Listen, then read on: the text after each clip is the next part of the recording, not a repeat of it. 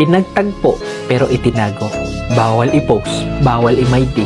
Ang tawag dyan, pagmamahal na may kasamang kaba. In short, kabit ka. Kasi hindi ka private, tinago ka. May pinagkaiba yun ha.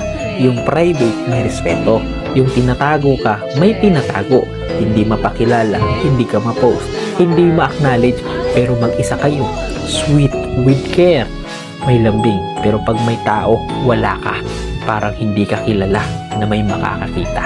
At alam mo sa sarili mo, bakit? Kung wala siyang itinatago, bakit ka itatago? Hindi yan privacy. Backup ka, option ka, convenient ka, kabit ka. At alam mo kung bakit ka pumapayag. Kasi mahal mo. Kasi umaasa ka na balang araw pagmamahal.